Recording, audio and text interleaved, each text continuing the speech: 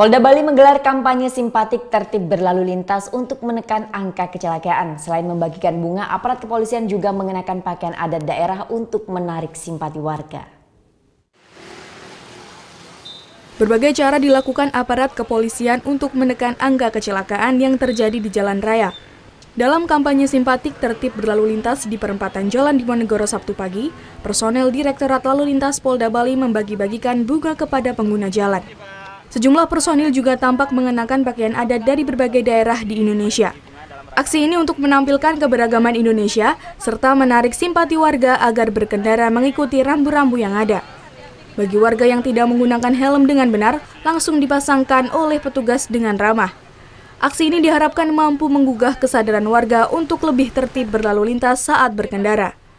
Masyarakat yang membeli sepeda motor, membeli mobil, tidak hanya membeli mobil tetapi taat dengan aturan.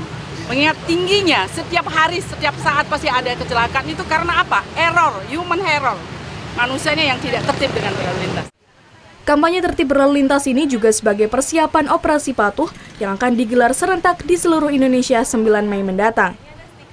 Muhammad Hasanuddin melaporkan untuk NET.